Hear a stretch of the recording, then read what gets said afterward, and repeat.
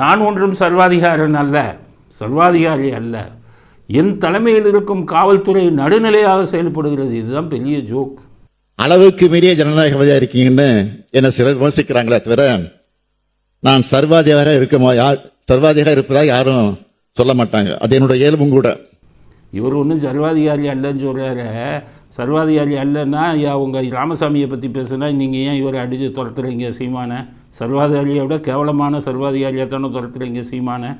உங்களை பற்றி பேசணும், உங்கள் அப்பாவை பற்றி பேசினா, ஈவேராவை பற்றி பேசினாலாம் குண்டர்கள் சட்டத்தில் உள்ளே போட்டிங்களா இல்லையா? உயர்நீதிமன்றம் காரி துப்பின உடனே இப்போ குண்டர்கள் சட்டத்தை நிறுத்தியிருக்கீங்க.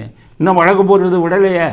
ஒவ்வொரு ஊராக வழக்கு போடுறீங்களா? ஊரை ஏமாற்றிக்கிட்டு இருக்கீங்களா? கேட்டால் நான் சர்வாதிகாரி இல்லை, உங்களை போன்ற ஒரு சர்வாதிகாரியை நாங்கள் பார்த்ததில்லை அப்படிங்கிறது தான். நான் பல அரசியல்வாதிகளை பார்த்துருக்கேன்.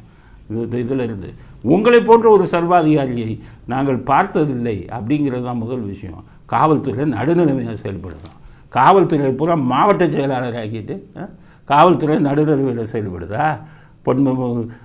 செந்தில் பாலாஜி மேலே வழக்கு போடியான்னா பணம் கொடுத்து ஏமாந்தவன் எல்லாத்தையும் அக்யூஸ்டாக்கி குற்றவாளியாக்கி கேஸு போடுறீங்க. நீங்கள் சொன்ன உடனே சிசிபி சென்ட்ரல் கிரைம் பிரான்ச்சு உங்களுக்கு வேலைக்கார மாதிரி வேலை செய்கிறான்.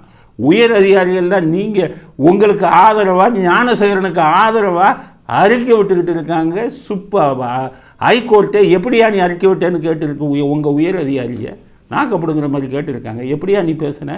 உனக்கு என்னையா தெரியும்? விசாரணைக்கு முன்னாடி எப்படி ஒரு ஆள் தான் ஞானசேகரன் தான் வேற ஆள் இல்லைன்னு எப்படி சொன்னேன்? காவடி தூக்குறாங்களா இல்லையா? உங்களுக்கு காவடி தூக்குறாங்க அதிகாரிகள், ஆனால் அவங்க சுதந்திரமாக செயல்படுறாங்கண்ணா.